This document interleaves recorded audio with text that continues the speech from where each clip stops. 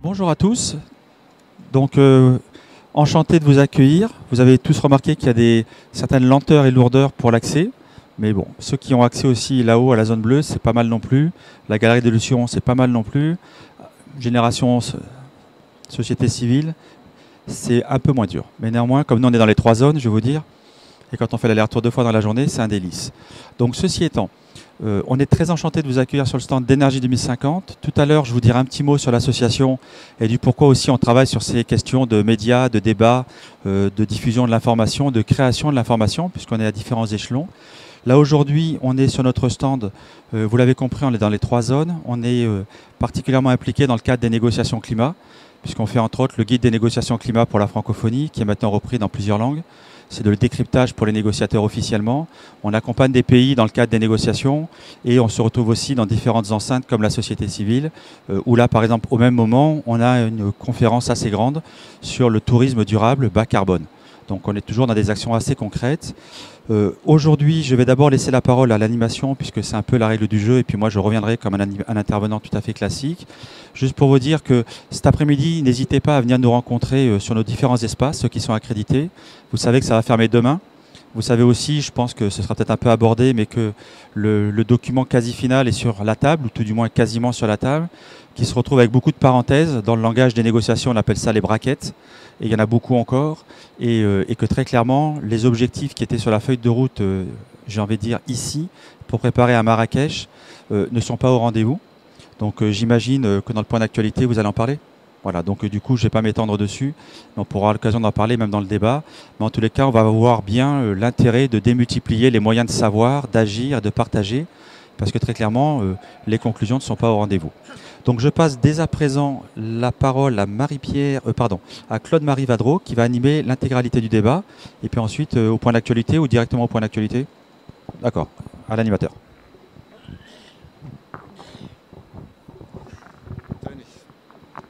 Oui, je tenais à remercier infiniment Marie-Pierre Cabello pour m'avoir permis de venir jeter un coup d'œil sur le bazar du greenwashing. C'est assez saisissant. Je viens de faire une promenade édifiante à tout égard. Bien. Alors, je ne vais pas vous présenter tous les gens qui vont prendre la parole. Maintenant, je les présenterai un par un. Ils se lèveront de façon à être repérés, paraît-il, par la caméra et ensuite d'être identifiés par tout le monde. On va parler de l'évolution de la presse sur l'environnement ou de la presse environnementale. Je vais juste dire 2 choses pour commencer. La presse environnementale, elle a pratiquement disparu. Et la presse sur l'environnement, bien souvent, elle ne revit qu'à l'occasion des conférences climat ou de ce genre de choses. Et j'ai constaté au centre de presse du Bourget qu'il n'y avait pratiquement plus de journalistes un peu spécialisés qui y participaient. Je l'ai constaté aussi dans ma participation à un certain nombre d'émissions que le journaliste spécialisé était en voie de disparition. C'est sur ces 2 points que vous direz si c'est une bonne ou une mauvaise chose les uns ou les autres. Je vais d'abord passer la parole à Alain Zecchini, qui va nous faire une revue de presse dont j'ignore le contenu, mais qui devrait être intéressante. Merci. Petite précision en passant, il ne s'agit pas d'une revue de presse, mais d'une revue d'actualité. Et une revue de presse, ça consiste en fait à prendre des articles de journalistes et à citer des pensions variables des textes. Voilà, c'est ce genre de choses. Une revue d'actualité, ça consiste à prendre son information un peu par tous les canaux possibles et imaginables, y compris des interviews, pour faire un panorama un peu plus complet qu'une revue simplement de presse écrite. Ceci mis à part, effectivement, comme on l'a signalé, c'est la dernière ligne droite pour la conférence climatique. Il reste encore beaucoup de points en suspens. On peut simplement faire des hypothèses parce qu'on n'est pas dans le secret des dieux. Mais moi, ce que je vais rappeler aujourd'hui, enfin ce matin, c'est non pas des perspectives par rapport à demain, parce qu'on n'a pas la boule de cristal, mais rappeler les grands enjeux qui sont sous-jacents à cette conférence et qui devraient être résolus si vraiment on veut arriver à un accord véritable. Je vous parlerai de la possibilité d'arriver à un accord qui est un petit peu balancé, qui pourrait satisfaire les uns et les autres, mais c'est un petit peu le cas de la chèvre et le chou, vous verrez. En tout cas, pour les grands enjeux qui étaient là sur le terrain, sur la table depuis le départ, depuis très très longtemps, il faut quand même bien voir qu'on a parlé depuis, oui, au moins 2-3 ans de cette possibilité de limiter le réchauffement à 2 degrés, 2 degrés et ne pas aller au-delà. Et actuellement, dans les discussions, les négociations à la conférence, on parle même de 1,5 à 2 degrés, donc d'abaisser déjà le seuil comme si ça pouvait être possible.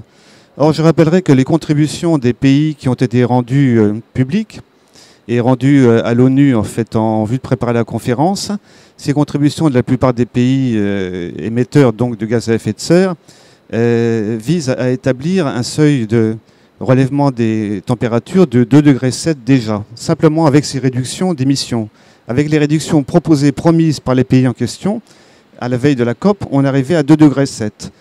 Donc, sauf miracle, je vois mal comment on peut passer de 2,7 degrés à 1,5 degré, à moins de demander des efforts absolument gigantesques de la part des pays, mais on peut croiser les doigts. En tout cas, cette température de 2,7 degrés, en fait, se traduirait par les émissions de 55,2 milliards de tonnes de CO2 en 2025, contre 49 milliards de tonnes en 2010. Donc il y a déjà une augmentation qui est très très importante en fait.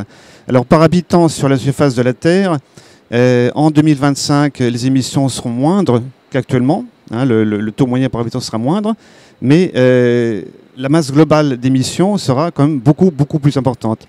Or, on estime que pour limiter le réchauffement à 2 degrés, 2 degrés maximum, en fait, une augmentation de 2 degrés, il faudrait que ces émissions ne soient pas supérieures à 50 milliards de tonnes, et idéalement comprises entre 30 et 50 milliards de tonnes.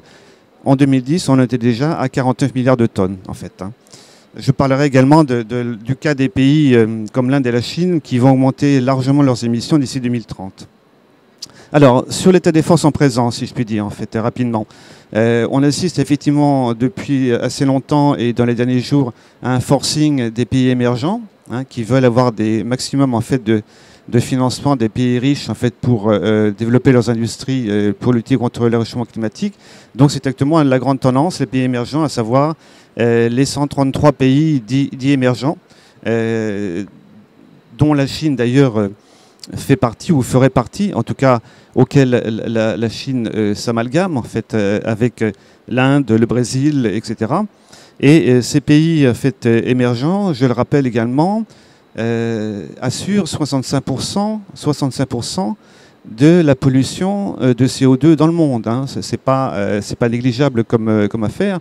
Donc ces pays-là, ils assurent donc la grosse majorité des émissions des gaz carboniques, et ce sont eux qui veulent effectivement aussi que les pays industrialisés, les pays riches, en fait, contribuent largement à leurs efforts pour réduire ce réchauffement. Alors, il faut voir que d'ici à 2030, j'ai cité l'Inde et la Chine. D'ici à 2030, on sait déjà, puisque c'est annoncé publiquement, que ces deux pays-là vont largement augmenter leurs émissions de gaz carboniques d'ici 2030. Et ils promettent qu'en 2030, ils feront des efforts pour réduire ces émissions. Bon, voilà, chercher un petit peu l'erreur, mais c'est comme ça. À savoir qu'en 2030, la Chine, ses émissions devraient augmenter pour atteindre 14,5 milliards de tonnes. Vous voyez un petit peu 14 milliards de tonnes et demi, en fait, sur un total de 50 milliards de tonnes. Et l'Inde devrait l'augmenter à 9 milliards de gigatonnes. Voilà, pour l'accord en question, donc c'est un petit peu les tendances de fond, je trouve, pour l'accord en question, au final, récemment, enfin de ces derniers jours, a été rendu public par différents canaux, comme ça, sur lesquels on se demande d'où ça vient, mais ce n'est pas tellement hasard, qu'il pourrait malgré tout y avoir un accord à 2 vitesses. Je m'explique. Si l'accord de Paris veut être effectif, et par exemple l'Union européenne veut que ce soit absolument contraignant, obligatoire aux États, les États-Unis ne veulent pas d'un accord contraignant. Pourquoi? Parce qu'effectivement, le Sénat américain qui ratifie les traités est à majorité républicaine, donc en fait ne ratifiera pas le traité de Paris s'il est signé par les représentants d'Obama. Et donc, il s'avérerait qu'effectivement, il pourrait y avoir un accord à 2 vitesses qui soit révisable éventuellement aussi tous les 5 ans. Et cet accord à 2 vitesses pourrait s'analyser ainsi.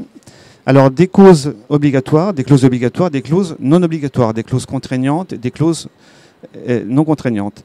Alors, serait par exemple contraignante comme l'affichage par les États de leur registre des émissions de gaz à effet de serre, les mesures que prennent ces États pour réduire ces émissions, hein, c'est ce qui ne mange pas de pain si je puis dire, et puis l'obligation éventuelle de réviser tout cela tous les 5 ans.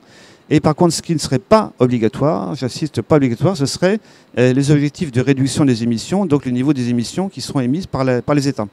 Alors, quelque part, ça satisferait tout le monde, sauf que l'effectivité du traité de Paris, s'il y a un traité, serait largement mise à mal, puisque la clause la plus importante, c'est le niveau des émissions. Hein, bon, les mesures pour tenter de les réduire, c'est autre chose, mais le niveau des émissions et des choses importantes comme ça, c'est ce qui est le plus important. Donc on verra bien si demain, M. Fabius a à sa disposition un traité contraignant, non contraignant ou contraignant à 2 vitesses. La réponse dans très peu de temps. Voilà. Pour le reste de ma devise d'utilité, je vous rapporte simplement en fait au site de la CER, l'association CER, qui le fait paraître tous les mois, parce qu'elle est un peu trop longue pour ce matin et ça obérerait un petit peu le débat, donc d'autres nouvelles sur le fond de l'environnement. Merci. Un seul commentaire. Une phrase beaucoup entendue hier soir autour de 20h au Bourget. Aussi bien de la part de certains diplomates que des associations. Les apparences sont sauves, pas le climat. Je vais maintenant demander à Stéphane Poufari de nous expliquer ce qu'est Énergie 2050 et surtout essayer de m'expliquer en quoi ça a un rapport avec les médias, parce que ça, je ne l'ai pas encore compris. Non, le deuxième ne marche pas. Alors, on va répondre aux 2 questions. Tout d'abord, Énergie 2050. Donc, comme je l'ai expliqué, c'est une association. On l'a créée il y a à peu près 4 ans et demi, 5 ans. Vous avez dû voir qu'elle a une croissance assez particulière. On travaille sur la systémique du développement. C'est un petit peu un questionnement que tous les fondateurs, nous, on avait après quelques décennies dans le développement. C'est-à-dire, en fait, se reposer des questions de base et ensuite mettre en œuvre des projets concrets et duplicables. Les questions de base, c'est, et on va être dans le cœur du débat tout de suite, c'est est-ce que finalement, on veut ce développement durable pour lequel on plaide depuis quelques décennies, à minima Stockholm, Rio et ainsi de suite. On pourrait se poser les questions quand on voit les indicateurs d'aujourd'hui qui sont quasiment tous au rouge. La deuxième question, c'est ceux qui le prêchent depuis quelques temps. Est-ce qu'ils ont conscience de la transition que cela va présupposer dans nos sociétés? Et si on répond toujours oui à cette joyeuse question, c'est est-ce qu'on y va quand on connaît ce que ça va vouloir dire comme transformation? Vous voyez, ça c'est des questions intéressantes et à force de ne pas les poser, on loupe souvent le coche. Et pour des gens comme moi qui ont fait quasiment toutes les COP, je vais vous dire, on répète un peu des choses depuis pas mal de temps. Et finalement, beaucoup sont un peu des précurseurs dans la parole, mais dans les actes sur le terrain, il y a un petit peu du cambouis qui des fois manque, même chez les précurseurs et ceux qui en parlent. Et je vais vous dire, nous on est un peu dans le cambouis depuis des décennies, d'où on a créé Énergie 2050. Alors sur quoi on travaille? Sur quoi on travaille? Sur la systémique, je l'ai dit. Dès lors qu'il y a besoin de créer de l'innovation, on crée. Vous avez par exemple l'initiative de la francophonie pour des villes durables, qui n'est pas une initiative francophone, mais qui est une initiative sur la systémique des villes. Ça veut dire quoi? On ne travaille pas simplement avec des maires, comme la plupart des réseaux, on travaille avec des maires, des énergéticiens, des architectes, des urbanistes, des usagers, et ainsi de suite. Et puis là, du coup, on met en œuvre des programmes et des projets. Alors, on a une formation sur la transition énergétique dans l'environnement construit en Afrique, sur 14 pays de l'UMOA. On a par exemple la ville de Grand Bassam qu'on commence à rénover. On a des choses extrêmement concrètes. Et puis les gros viennent derrière. Il y a ONU Habitat, le PNUE ou d'autres qui sont maintenant là-dedans. Et on travaille sur différents modèles. On a par exemple des choses sur la mobilisation citoyenne. On n'a pas tout le temps de dire, mais on a un concours Agite ta terre. C'est la 4e édition. Et on essaie de faire en sorte que les gens fassent des choses locales, mais avec une approche globale. Et du coup, on est aussi à l'inverse de la question. On ne dit pas penser global, agir local. On n'y croit pas. On dit faire un projet qui a du sens local et qui est systémique, permet d'entrouvrir sa perception, son intérêt sur du global. Oui. Donc on pose les questions toujours à l'envers. Et de fait, en à peu près 4 ans et demi, on a des projets dans 50 pays, sur le bâtiment, sur le tourisme durable. On a par exemple un projet d'hôtel presque zéro énergie. On a des projets dans l'eau. On a des projets sur l'éducation et l'environnement. On va y arriver dans quelques minutes. Et évidemment, on travaille sur les négociations climat. Ce que peu d'ONG font, au-delà du plaidoyer. Par exemple, on publie cette joyeuseté depuis 2 ans. Ceux qui connaissent la francophonie, ils savent que c'est la référence. C'est le guide des négociations climat, c'est-à-dire qui est repris par l'intégralité des pays francophones. On parlait tout à l'heure, le collègue parlait des contributions prévues déterminées au niveau national, et je réponds un peu à la question de notre animateur, si ça c'est de la communication ou pas. Bah, très clairement, les célèbres CPDN, vous savez, les documents, les contributions prévues déterminées au niveau national, que les pays ont tous déposés sur la table pour l'accord de Paris, et ben on a contribué à en faire 7. Voilà. Donc 7, c'est pas mal. Ça veut dire qu'on a travaillé pendant des mois durant avec plusieurs pays et on est arrivé à faire la contribution avec d'ailleurs nos amis de Sofreco qui sont là, qui étaient les pilotes du consortium. Énergie 2050 était partenaire. On a fait celui du Togo, Djibouti, on a travaillé sur celui du Sénégal, on a fait des chartes sur l'environnement et ce genre de choses. Donc ça me paraît là aussi un petit peu de l'environnement, mais peut-être un peu appliqué, j'ai envie de dire. Et puis après, comme on va devoir un peu continuer, bien sûr, parce que ça suffit pas, on fait maintenant des joyeusetés. Ça, je réponds aussi à votre question. Par exemple, on a créé un guide des négociations pour le citoyen, beaucoup plus pédagogique, parce que le citoyen, on peut se poser la question, pourquoi ça marche plus nos communications? Bah oui, mais parce qu'on parle pas toujours au bon. On pense que tout le monde connaît, ben non. Si vous prenez un citoyen dans la rue, vous lui expliquez c'est quoi le processus onusien, ben je vous demande très clairement qu'il vienne m'expliquer et on peut vraiment en reparler. Et vous tous qui êtes des communicants, je pense qu'il faut qu'on se pose des bonnes questions. Et puis après, on va continuer, parce que c'est pas suffisant ce qu'on fait, bien évidemment. Dans la communication, j'espère que mon collègue m'entend, dans la communication, on a par exemple participé à créer le réseau des communicateurs d'Afrique centrale. Alors évidemment, c'est que juste 10 pays de la Comifag, de la CEMAC. Qu'est-ce que c'est? Ben, du coup, ce sont des gens qui veulent créer de l'environnement. Si on a une déshérence ici des moyens et des intérêts pour les communicateurs environnementaux, là-bas, on a participé à créer un réseau de gens qui veulent spécifiquement communiquer sur l'environnement. Alors, c'est pas très important, c'est juste tous les chargés de communication des ministères, c'est juste toutes les radios brousses, c'est juste toute la presse écrite des 10 pays, et c'est juste tous les sites web ou autres des 10 pays. Donc, c'est assez intéressant. Ces gens-là ont une force de frappe, et je peux vous dire, ils ont de l'appétence pour l'environnement, parce que c'est au cœur de leur vie et de leur débat. Alors, par exemple, ici, vous allez voir dans nos logos, on a Afrique Environnement Plus, c'est un média régional, on travaille avec énormément de médias, et puis en plus, on contribue à Médiataire, que je crois que vous connaissez quasiment tous, parce que là je parle un peu de la truc francophone, mais on pourrait parler de l'anglophone aussi. Et dans Médiataire, qu'est-ce qu'on fait? On anime un portail qui s'appelle Ville et territoires durables, où évidemment on partage de la communication environnementale. Donc vous avez bien compris que notre vision, c'est pas simplement de communiquer. Et ça là, je vais arriver au cœur du débat et je vais introduire notre vision, parce que vous avez compris que ça commence à être un bel ovni, Énergie 2050, on est très fiers, mais on galère. Parce qu'évidemment, il n'y a pas une appétence. Les gros, dont monsieur parlait tout à l'heure, ils ne viennent pas se précipiter à la porte pour nous dire « on va vous sponsoriser ». Ça, c'est très clair. On espère que des moins gros ou même des gens normaux vont continuer à nous aider, mais c'est compliqué quand même. Et c'est d'ailleurs pour ça qu'on a voulu partager notre stand avec beaucoup d'acteurs. On est peut-être, je pense, le seul stand qui a autant partagé, que ce soit ici au niveau de la société civile, que ce soit ici dans le Bourget Zone Bleue, puisqu'on a un stand aussi là-bas, que ce soit dans la zone Génération Climat. Je pense qu'on a dû inviter et faire partager de la visibilité offerte par la COP21 à peu près une cinquantaine d'ONG et de partenaires. Je pense qu'on peut affirmer qu'on est les seuls à avoir, souvent sans contrepartie financière, invité tant de gens à pouvoir bénéficier de la visibilité de la COP. Donc oui, ça c'est une manière de communiquer. Mais là où je vais revenir sur le cœur du débat, je pense qu'aujourd'hui, il faut qu'on n'imagine plus, et c'est un peu le premier point que disait monsieur, je pense qu'il ne faut plus qu'on imagine qu'on puisse être simplement des communicants. Je pense qu'on doit être des praticiens. Ceux qui pratiquent depuis longtemps, qui font du projet, on en est persuadé. On ne peut plus mettre de l'émotion dans les projets, dans la communication, si on n'a pas les mains dans le cambouis. Et je vais vous prendre un exemple, puisque je vais être dans la suite de la revue d'actualité. Ces célèbres contributions prévues déterminées au niveau national, les CPDN, ANDC en anglais. C'est joli quand on en parle dans la salle des négos. Formidable. OK ? Et bien maintenant, allez travailler avec un pays qui va devoir faire sa trajectoire inconditionnelle. Alors je le dis pour ceux qui ne connaissent pas très bien, c'est ces engagements qui seront faits de toutes les manières, même s'il n'a pas de budget. Voilà, comme ça je le dis très clair, comme ça tout le monde peut comprendre, même celui qui ne connaît pas le sujet. Et puis sa deuxième trajectoire, celle qui est conditionnelle, et puis vous allez discuter avec lui, puisqu'on est en train de lui parler d'atténuation. Ceux qui ne connaissent pas non plus, c'est on doit tous réduire nos émissions pour rester dans la fenêtre des 2 degrés. 1,5 en théorie, on rêve tous du 1,5, mais techniquement parlant, sur l'accord de Paris, on parle de 2 degrés. Donc qu'est-ce qu'on dit? Là, vous vous retrouvez avec des gens qui vous parlent d'autre chose. Il y en a beau leur expliquer plein de choses, ils vous parlent d'autre chose. Et ils ont raison. Parce que leur impératif à eux, c'est le développement. Et on peut leur raconter du romantisme, mais le développement, c'est pas ce qu'on est en train de leur raconter ici à Paris Climat. Et quand vous parlez au Togo, 0,03% des émissions mondiales, allez-y, expliquez-lui la grande vision de cette solidarité partagée. Et puis expliquez-lui aussi qu'en 2050, 2030, il sera à 0,05. Et là, vous avez un débat, vous commencez à réfléchir et vous vous dites comment je communique cet intérêt environnemental partagé Sachant que lui se retrouve un peu isolé parce qu'il a bien des bons donneurs de leçons qui lui expliquent des belles histoires. Mais dans son quotidien réel, lui, il a une équation qui fait qu'il a une pression urbaine monstrueuse. Il a une dégradation des terres par rapport à la vulnérabilité à l'adaptation monstrueuse, qui se retrouve avec des flux de population maintenant, des migrants pour des conflits régionaux monstrueux, et qui se retrouve avec des migrants aussi intra-régionaux, tout bêtement pour des questions de pauvreté.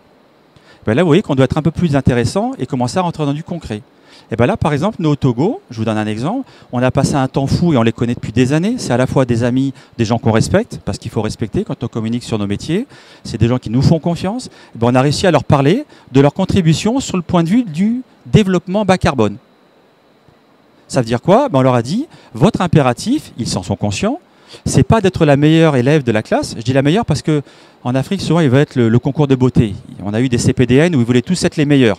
Bientôt, il y avait des PMA, pays moins avancés, qui faisaient des CPDN comme des économies en transition. Je pourrais citer le nom des pays, la RDC ou d'autres, ce qui était quand même un peu bizarre. J'arrive.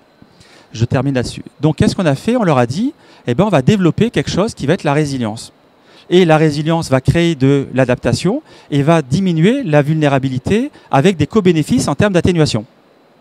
Et bien, tout ça, il a fallu qu'on communique. On a eu tous les médias togolais qui se sont emparés du phénomène. On a eu 20 heures de plateau télé, toutes les télévisions africaines que vous connaissez qui sont très compliquées à mobiliser. Ils nous ont fait des plateaux télé presque tous les jours. C'était un marathon médiatique en plus des négociations. On a eu toute la presse écrite qui nous a relayés et des radios sans fin. Ce qui veut dire que si on arrive à réinscrire ces sujets dans le quotidien des gens, on ne peut que créer une appétence parce qu'on n'est pas en train de parler d'un sujet hors de nous. On est en train de parler d'un sujet qu'on a un peu au bas du ventre là. C'est ce futur partagé auquel tous on veut donner un sens. Et à minima, on essaie de donner un sens en expliquant des choses et en partageant des choses. Voilà, je vous remercie. On aura le temps, j'espère, d'en discuter même après ou dans le débat. Et je repasse la parole à l'animateur.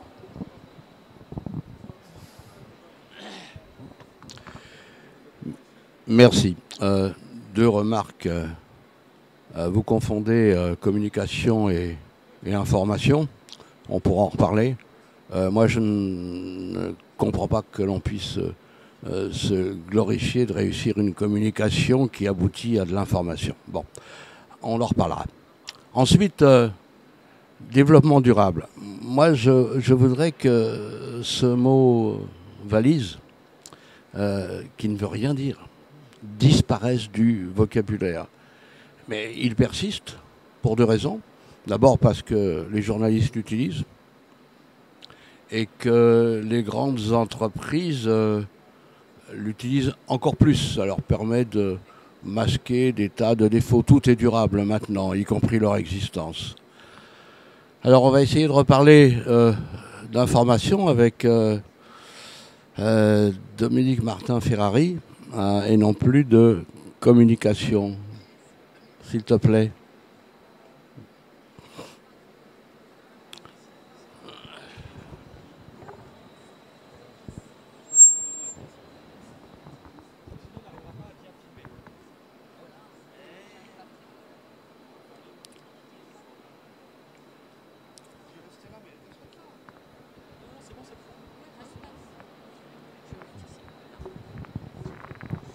Bonjour, donc vieille journaliste en retraite qui devrait avoir sa carte de journaliste permanente, mais comme elle a fait de la réalisation et du documentaire pendant 10 ans, n'a pas le droit de l'avoir. Et après avoir suivi 30 ans de négociations internationales, n'a pas pu être accréditée au Bourget, comme d'autres collègues journalistes des vrais, comme par exemple Loïc Chauveau de Sciences et Avenir, qui n'a pas pu obtenir son accréditation. Donc je reviens un tout petit peu sur l'intervention de Claude Marie. Je pense que s'il n'y a pas beaucoup de journalistes en salle de presse au Bourget, c'est parce qu'aussi beaucoup ont été éliminés. Bon, ça c'est aussi une chose. Alors la deuxième chose, c'est que je partage pour partie son intervention et pas complètement, ça ne l'étonnera pas. La première partie, je pense effectivement que la presse environnementale a quasiment disparu. elle n'a plus de place. Par contre, je ne partage pas son avis sur la presse spécialisée. Je crois au contraire que la presse spécialisée s'est développée terriblement et qu'aujourd'hui, concernant les sujets qui nous intéressent, il n'y a malheureusement plus qu'une presse très spécialisée, c'est-à-dire même proche de l'industrie, même proche d'un certain nombre de messages qui sont des messages politiques mondiaux, et que cette presse spécialisée ne sait plus, alors là je vous rejoins, ne sait plus parler aux gens. Alors, je ne suis pas d'accord non plus avec Claude Marie sur le terme de développement durable parce que il est dans le droit maintenant, il est incontournable, il faut et seulement expliquer ce qu'est le développement durable et ça ne sert à rien de faire un combat d'arrière-garde à essayer de l'éliminer. Par contre, je pense qu'on peut expliquer que le développement durable, c'est durable pour la planète. Et c'est un développement qui doit être durable pour la planète. Ça, c'est notre combat de journalistes, de bien expliquer, de bien regarder ce qui se passe sur le terrain. Alors, on m'a demandé de faire une brève histoire des médias. Je ne sais pas combien de temps j'ai, Marie-Pierre. 5 minutes? Pas plus. Pas plus du Claude Marie, parce que elle va aligner les perles. Voilà. Donc, j'ai à peu près, bon, je travaille dans ce secteur depuis donc 1980. J'ai d'abord eu 10 ans de presse écrite à l'époque où effectivement le journalisme était un vrai journalisme, je pense. Enfin, on pourra en reparler tout à l'heure. Mais où, en tout cas, un journaliste était censé recevoir une dépêche AFP et non pas immédiatement la tweeter, la mettre en ligne, la mettre sur Facebook ou la mettre partout, mais était censé la vérifier, travailler, confronter les opinions et essayer d'avoir une véritable information. J'ai vu passer, par exemple, ce matin dans un nouveau média avec lequel je travaille, que le Mexique venait d'homologuer le vaccin de Sanofi contre la dengue, comme quoi Sanofi a homologué au Mexique. Pourquoi? Au moment où ce débat a lieu au Parlement européen sur les lobbies pharmaceutiques et au moment où Sanofi se casse la gueule en bourse, et bien sûr, personne ne s'interroge dessus, on reprend la news brute de décoffrage et on ne fait plus de travail de journalisme. Pour moi, le travail de journalisme, c'est confronter une information, travailler beaucoup et effectivement travailler beaucoup et non pas seulement faire du sourcing et ne pas seulement faire de la liaison comme aujourd'hui on le fait. Alors après, j'ai fait de l'audiovisuel pendant longtemps, puisque pendant 10 ans, j'ai produit le magazine Gaïa. Je suis très heureuse d'ailleurs d'avoir remis en ligne le documentaire que Claude-Marie Vadreau a fait sur Boro, Colorado, qui vient de sortir en dépêche AFP, en parlant d'île artificielle, la connerie absolue, puisque au contraire, c'est l'eau autour qui est artificielle et on a fait une île. Mais enfin bref, ça c'est l'AFP. Donc voilà, le travail d'un journaliste, c'est aussi d'aller voir quand l'AFP se trompe. Alors, l'audiovisuel, il est devenu ce qu'il était, c'est-à-dire que c'est vrai qu'il y a eu une grande époque où on a pu travailler tranquillement grâce à France 5. Moi, je reconnais avoir pu travailler vraiment bien et il y avait à l'époque énormément de boîtes de production, de petites boîtes de production qui faisaient du documentaire et qui travaillaient très bien. Puis est arrivé Sarko. Et Sarko a voulu transformer le monde de l'audiovisuel et lui donner la puissance que l'Angleterre avait dans ce domaine et faire des chaînes, enfin des boîtes de prod à la hauteur de la BBC. Résultat, toutes les petites boîtes de prod se sont cassées la figure et maintenant on en a 3 ou 4 qui sont un peu la voix de son maître. Aujourd'hui apparaît effectivement, je vais très très vite, je suis pas dans la nuance et je suis désolée, mais c'est ce qui lancera le débat. Aujourd'hui, on a un nouveau type de média qui est le média digital. Je pense qu'il va falloir, première réaction d'un journaliste, c'est vous attraper des petits boutons. Deuxième réaction, c'est il faut travailler avec. Ce qui se passe aujourd'hui à Place to Be, si vous avez eu la chance d'y passer, est fondamental. Donc, je vais être moins pessimiste comme d'habitude. Je crois toujours, j'ai beaucoup d'espoir. Et je crois que y a maintenant 36 000 formes de journalisme. C'est-à-dire que vous avez des journalistes qui sont accrédités dans la zone bleue et qui tous les soirs font le bilan de toutes les virgules et de tous les crochets qu'on a enlevés. Vous avez les grands journalistes de la grande presse, comme on dit, qui tentent de faire de l'analyse pour être repris. Vous avez les médias comme ceux qui sont à Place to Be, qui connectent entre eux et essaient de redevenir les militants que nous étions quand nous étions dans les années 80, à une époque où les ONG ont disparu. Et là, je partage et je vous renvoie au livre de Claude-Marie Vedreau qui vient de sortir sur les ONG d'aujourd'hui, ce qu'elles sont devenues. Il faut dire aussi que les journalistes ne sont plus aidés. Alors pour répondre aussi à Énergie 2050, moi je connais beaucoup de journalistes africains qui sont en tôle et je sais que la liberté d'expression n'est pas forcément là-bas.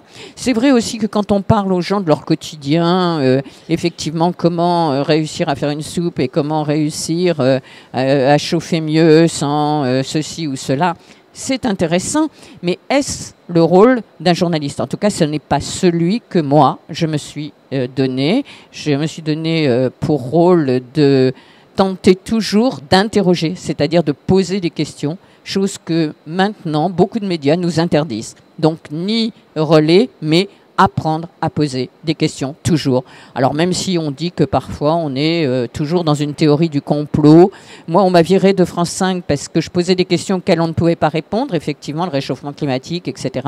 Et que donc mes questions étaient anxiogènes.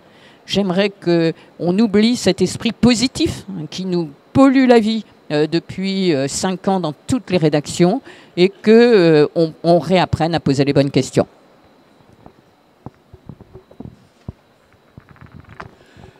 Merci. Eh bien, on va peut-être réagir à ça avec un petit commentaire, puisque je suis censé animer ou réanimer la discussion.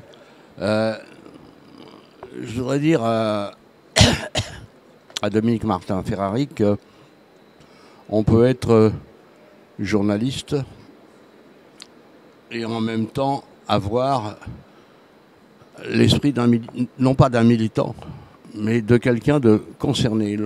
Comme il y a des concerned scientists aux États-Unis, je voudrais que nous soyons considérés, les journalistes qui traitons notamment de l'environnement, ce qui est mon cas, simplement des concerned journalistes.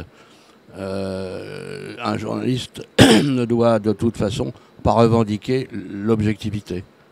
Moi, l'objectivité, je ne sais pas ce que c'est. Le jour où j'ai mal à l'estomac, je suis certainement moins bon que le jour où je n'ai pas mal à l'estomac. Donc l'objectivité, elle est liée à nos origines, à nos formations, à notre absence de formation éventuellement, en ce qui me concerne, etc., etc. Mais c'est pas une donnée objective, l'objectivité. Je ne connais que la subjectivité avec, comme modération, l'honnêteté. C'est tout, comme journaliste. Je ne vois rien d'autre. Quant à dire que la télévision, en ce qui concerne les journalistes de l'environnement, nous empêche de nous exprimer, non, je ne l'ai pas constaté. Au cours des 15 derniers jours, je suis intervenu sur un grand nombre de chaînes de télévision. J'ai dit ce que je pensais de la conférence sur le climat, de l'état de la planète, sans être interrompu ni censuré. J'ai même été réinvité par la suite. Donc il ne faut pas non plus faire de parano, mais simplement réaliser que ce que je pouvais dire en 15 feuillets ou un quart d'heure il y a 20 ans, je dois maintenant le dire en un feuillet et demi ou 2 minutes. Voilà la différence, voilà la transformation. Qu'il s'agisse de films, qu'il s'agisse d'interventions télévisées ou qu'il s'agisse de journaux. Roger Cans, à qui je vais donner ensuite la parole, me contredira peut-être ou le confirmera, mais nous sommes dans une civilisation du zapping. Alors on ne va pas pleurer, le regretter, c'est comme ça. Donc nous devons, nous les journalistes, nous adapter à l'ère du temps. Et abandonner la prétention de penser que nous allons changer l'ère du temps. Ça n'est plus possible. Donc il faut effectivement accepter, je le fais moi-même, de travailler sur Internet, ne serait-ce que pour montrer qu'il existe aussi des façons honnêtes de travailler sur Internet. Roger Cans, longue carrière au journal du Monde, dans l'environnement, va nous dire ce qu'il pense de ce qui se passe actuellement, de l'évolution de la presse sur l'environnement. Quant à la presse environnementale, elle a effectivement disparu. Tout à l'heure, je n'ai pas parlé de presse spécialisée. Quand je parlais de disparition, je parlais de disparition de journalistes spécialisés, ce qui est tout à fait différent et qui explique que je me sois retrouvé, je ne sais plus si c'est à BFM ou à iTélé, face à un journaliste qui disait n'importe quoi sur les problèmes d'environnement. Alors, il faut être gentil dans ces cas-là, il ne faut pas lui mettre le nez dans ses erreurs tout de suite. Bonjour, et je suis arrivé en retard, donc j'ai raté le tout début. Mais moi, j'ai commencé à être journaliste en 1970. À l'époque, c'était ça, ça et le crayon. Et pour moi, c'est toujours ça. Partout où je l'ai, là je note. Et je peux aller partout comme ça, même dans les quartiers où une caméra ne peut pas aller. Je peux entrer dans un bistrot, discuter le coup, personne ne sait qui je suis et les notes, je les prendrai après. Donc, ce qui m'a... Là, je parle du journalisme en général, pas environnemental, mais après, je vais parler de l'environnement. Ce qui me perturbe maintenant quand je vais voir mes camarades au journal Le Monde, c'est qu'ils sont tous devant leur écran. Moi, j'étais toujours sur le terrain. J'ai toujours refusé... quand Bruno Frappa, qui était à l'époque la directeur de la rédaction, m'a dit « Mais pourquoi tu ne viens pas nous rejoindre à la chefferie? Parce que depuis le temps que tu es chien courant. » J'ai dit « Chien courant suis-je, chien courant reste. » Parce que pour moi, le journalisme, c'est pas à relire la copie des... Enfin, pour moi, il y en a qui ont envie d'être chef, de diriger, etc. Moi, j'ai envie d'aller sur le terrain et de voir. Et c'est pour ça qu'en matière d'environnement, je pense que c'est la base, parce que l'environnement, c'est sur place. Alors j'ai fait de la radio, mais c'était une radio totalement fixe, donc je ne peux pas dire que je suis un homme de radio en matière d'environnement, puisque j'étais en studio permanent. Mais j'ai fait de la télé avec Dominique Martin-Ferrari. Elle m'a ouvert une fenêtre formidable quand j'ai quitté le journal Le Monde et la presse écrite. Et on a pu faire des choses vraiment de terrain chaque fois, partout, en France, à l'étranger. Et c'est un média qui est quand même évidemment plus populaire que Le Monde. Il y a plus de gens qui regardent la télé que de gens qui lisent le journal Le Monde. Mais il en faut pour tout le monde. Hein. Il faut, là, j'ai pris Le Parisien, j'ai pris Les Échos. Il y a toujours quelque chose à prendre en information dans tous les systèmes de presse. Alors l'environnement. L'environnement, je n'ai pas été toujours presse environnement. Hein. J'ai commencé à Nice Matin, j'étais localier. Après, j'ai fait de la radio à Washington. J'étais traducteur, rédacteur, speaker. Il n'y avait rien à voir avec l'environnement. Quoique, à la télé américaine, je voyais que déjà, ils parlaient de la crise de l'énergie, etc. Et puis, après, je suis entré au Monde. Mais on parlait, c'est l'environnement. Il y avait Marc-Ambroise Rendu, qui était tout seul pour faire l'environnement depuis 1974. Avant 1974, il n'y avait personne qui s'occupait d'environnement au Monde. Quand il y avait un sujet d'environnement, il était traité par l'un ou l'autre, l'architecture, l'urbanisme, le bon. Et je suis entré au Monde, je voulais aller au service étranger parce que c'était ma spécialité. On m'a dit non, c'est l'éducation, c'est là dont on a besoin. Bon. Et j'ai fait 6 ans d'éducation, je ne faisais pas d'environnement. Mais l'environnement, Marc-Ambroise Rendu le faisait, et le faisait très bien. Et lui, c'était un homme de terrain. Et il ouvrait tous les dossiers, puisque rien n'avait été fait avant.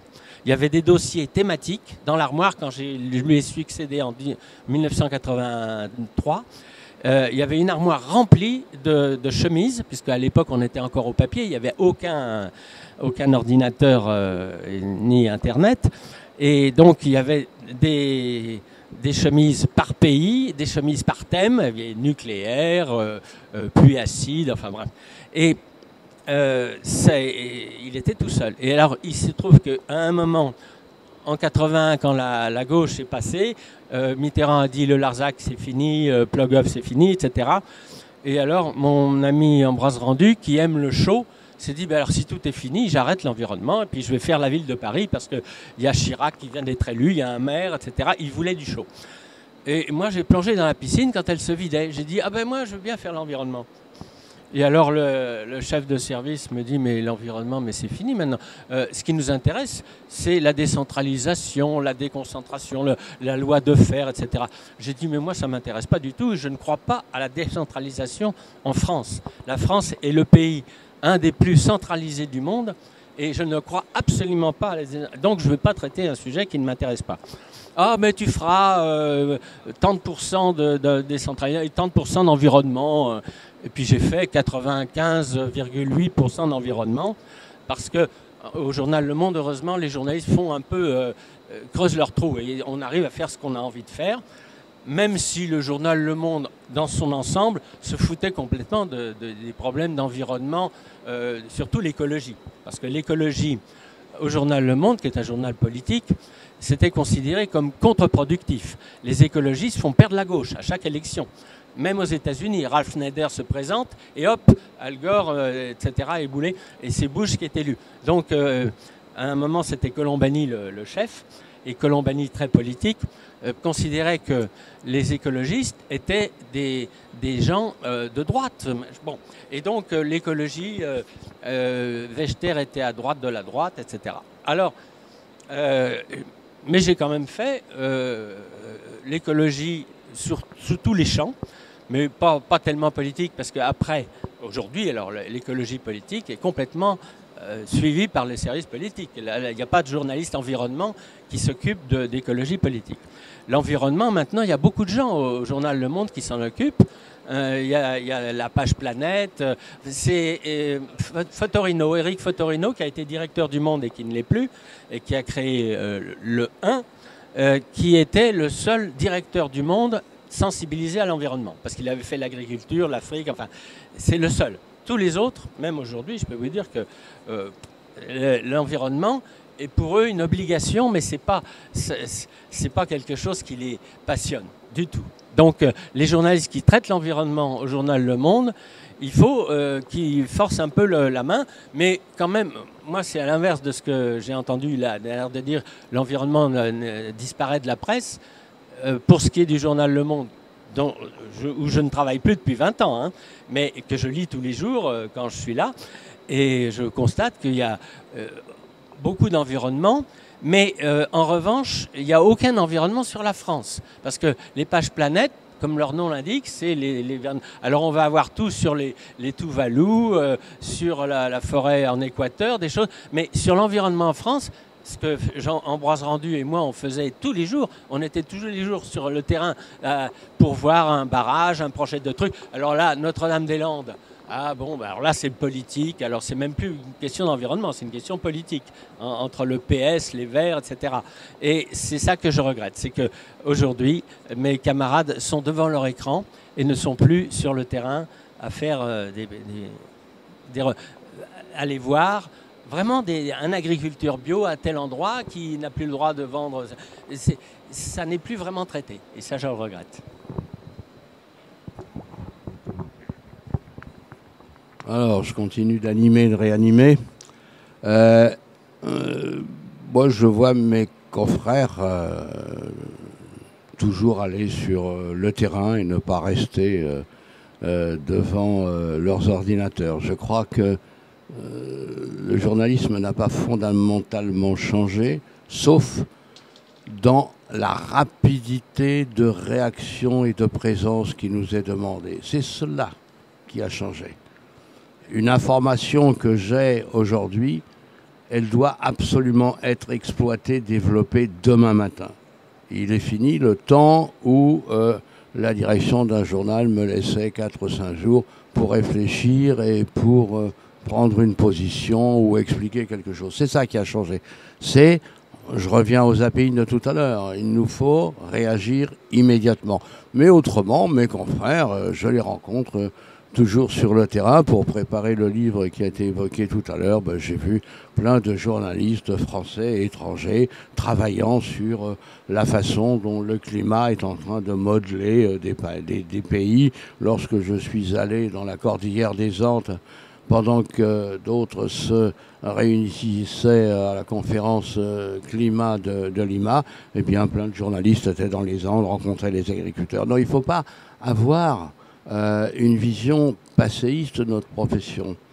Par contre, ce qui a changé aussi, contrairement à ce qu'on pourrait penser, c'est la manière dont on nous regarde, nous les journalistes spécialisés. Et je vais vous raconter une très vieille histoire que je raconte souvent dans ce genre de débat. Dans le début des années 70, j'étais dans un grand quotidien du matin où j'étais grand reporter, hein, c'est pas ma qualité, mais c'est la définition de la convention collective. J'étais grand reporter chargé des conflits dans le monde, etc. Et puis en fin 71, après avoir couvert déjà quelques conflits, je suis allé voir mon rédacteur en chef. J'étais passionné par les problèmes environnementaux. Je suis allé voir mon rédacteur en chef, je lui ai dit, voilà, est-ce que je pourrais pas avoir tous les vendredis, avant le week-end, une page, un quart de page ou une demi-page pour traiter les questions, on ne disait pas écologiques, hein, c'était un gros mot à l'époque, les questions environnementales. Le rédacteur en chef me dit, bon, on va réfléchir, effectivement. Il me rappelle 3 jours plus tard, on discute, il me dit, oui, ouais, tu vas avoir ta demi-page pour raconter tes histoires de petits oiseaux. C'est comme ça qu'on considérait.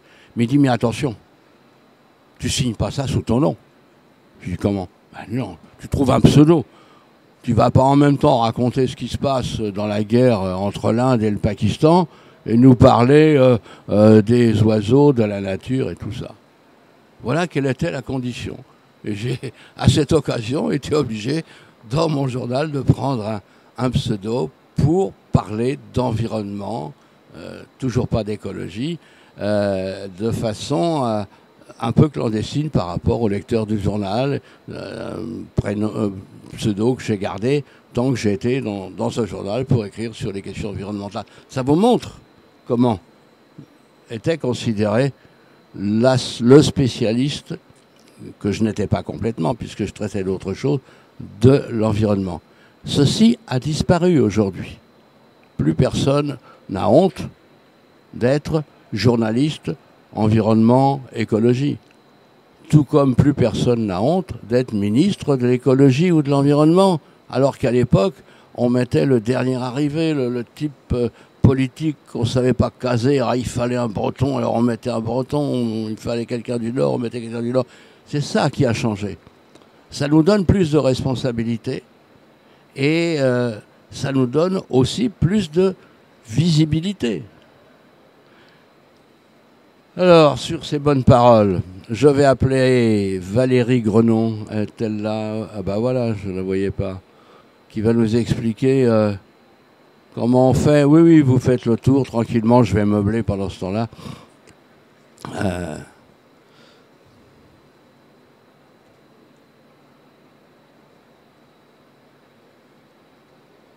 C'est bien de meubler avec du silence aussi, hein.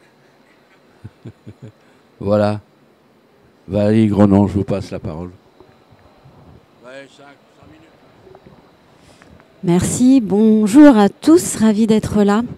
Alors moi je me sens un peu décalée avec tout ce qui est dit parce que je pense qu'aujourd'hui c'est vrai que le monde a changé, c'est vrai que les usages ont changé. Je suis productrice de documentaires, donc il m'arrive quelquefois de travailler avec des journalistes spécialistes de l'environnement, mais pas toujours. C'est aussi des documentaires qui sont sur la nature tout simplement.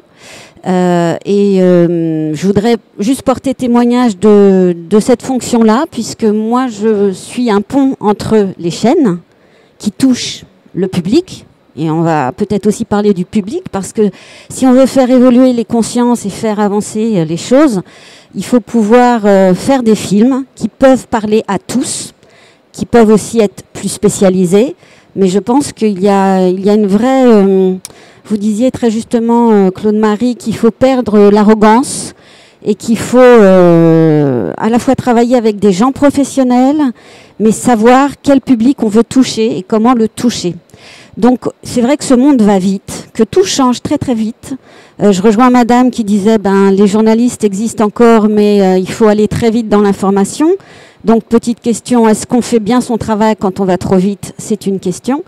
Ce ne sera pas celle à laquelle je vais répondre, puisqu'encore une fois, moi, je suis productrice de documentaires, que mon rôle, il est de porter des réalisateurs-auteurs qui ont des projets sur l'environnement, sur la nature, et d'essayer de le vendre aux chaînes, mais également, parce que c'est un pont et ça va dans les deux sens, également de savoir ce dont les chaînes ont besoin, parce qu'elles sont à l'écoute de leur public, et d'essayer de leur amener des sujets, des films, des documentaires qui vont toucher le public et qui correspondent à leurs attentes.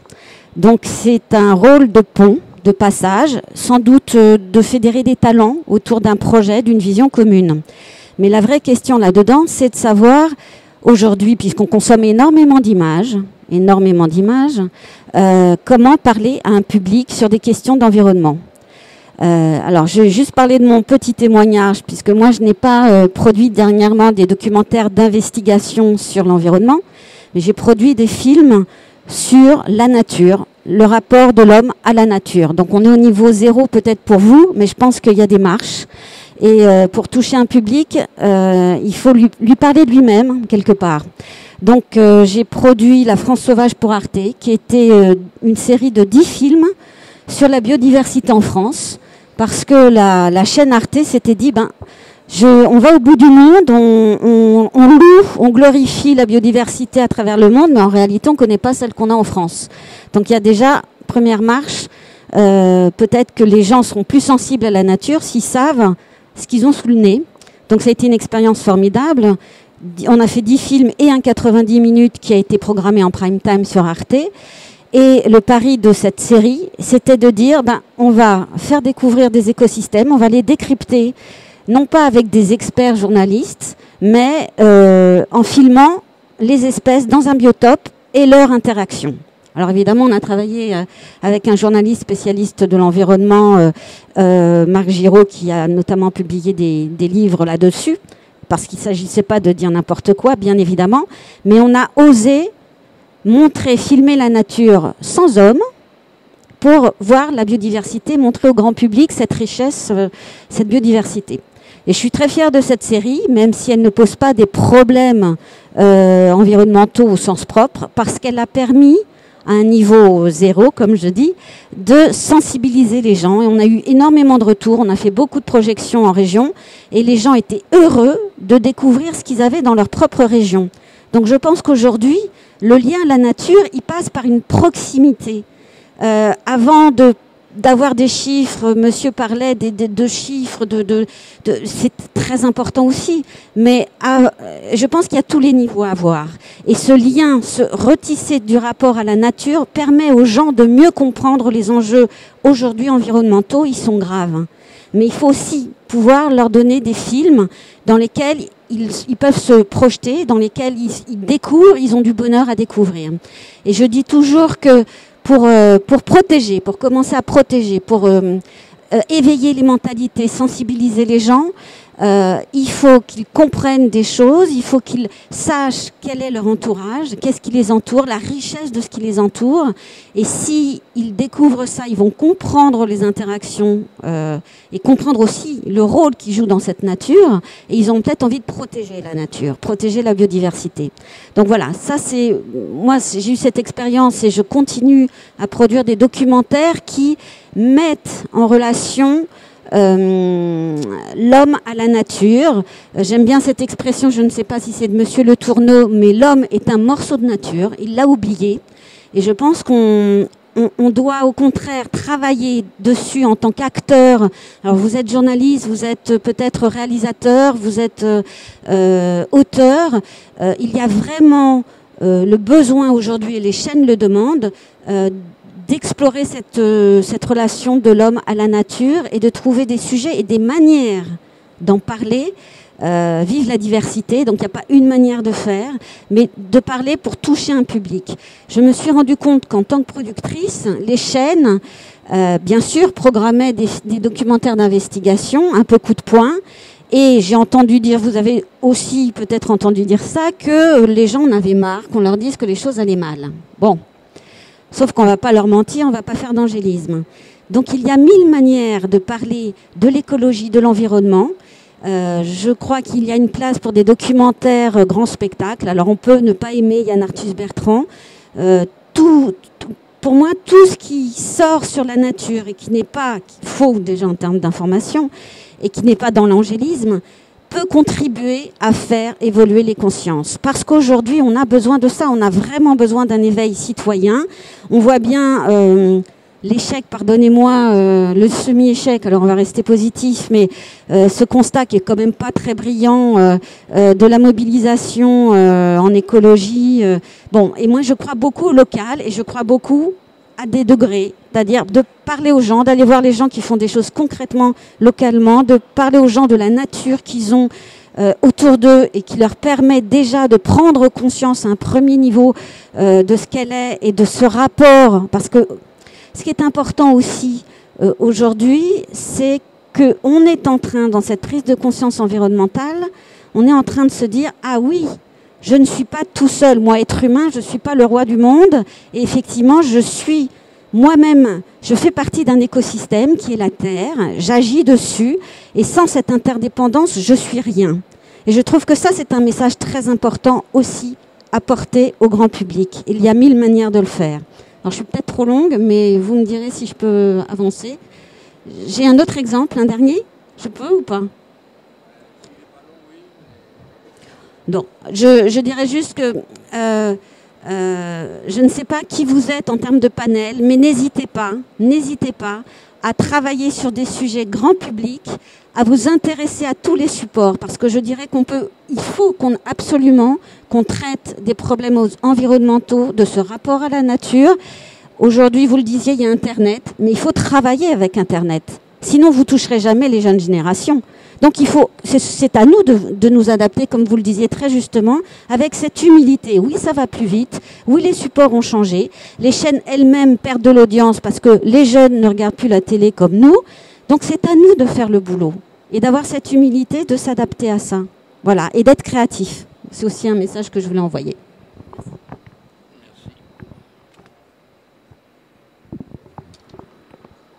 Je retiens de cette intervention que j'ai beaucoup appréciée que ni un film, ni un article sur l'environnement, mais aussi sur autre chose, ne doit être un éditorial. C'est-à-dire que si je raconte bien mon histoire, si je fais bien mon reportage, si je raconte une situation, que ce soit en images, en texte, sur Internet ou à la radio, si je fais bien mon boulot de journaliste, il n'y a pas besoin de mettre à la fin de l'envoi, je touche et de mettre une morale. C'est-à-dire que nous devons écrire nos articles, nous devons faire nos films sans mettre de morale. La morale, elle est dans les images et dans les choses que nous racontons. Moi, je suis journaliste, un raconteur d'histoire. Je passe ma vie, j'ai passé ma vie, je la passe encore, à raconter des histoires. Si mon histoire est bien racontée, je pense à un reportage récent à Fukushima, je n'ai pas besoin d'en faire un papier antinucléaire. Il suffit que les gens lisent ce qui se passe et ce que je raconte. Je pense à un reportage que j'ai fait récemment au Sénégal sur la migration des pasteurs et les conflits entre les pasteurs et les agriculteurs dans le nord du Sénégal. Si je raconte bien mon histoire, je n'ai pas besoin de faire une morale et de dire au lecteur à la fin, voilà ce que tu dois comprendre. Non. Et c'est là que le travail de journaliste est difficile. C'est là aussi qu'il a changé, car nous avons tendance à effectivement faire de la morale dans tous nos articles. Nous devons l'éviter au maximum. L'édito, c'est autre chose. Mon rédacteur en chef, il peut faire un édito, c'est son problème. Moi, j'ai juste à raconter des histoires. Alors, je vais demander maintenant à un réalisateur indépendant, d'abord, de réagir. Il est là, Mathieu Feng. Voilà, de réagir à ce qui vient d'être dit par une productrice.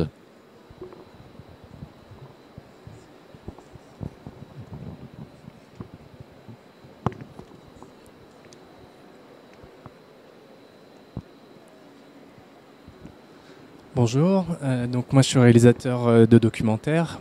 Ce que je trouve intéressant, alors moi pour le coup, contrairement à ce qu'on disait, je ne suis pas vraiment dans l'information. Je suis plus dans raconter des histoires, justement. Moi le travail que j'essaye de faire, c'est de raconter des histoires plutôt à l'échelle locale, d'acteurs de terrain, de personnes qui vivent des choses ou qui essayent de défendre une philosophie et une pensée. Donc voilà, mon but, c'est plutôt de sensibiliser le public à des histoires et à des ressentis, à faire ressentir des expériences de vie sur des sujets particuliers. Voilà, je suis pas vraiment dans l'information dans le sens où je fais pas d'investigation, j'essaye pas de raconter de grands sujets, mais plutôt des parcours.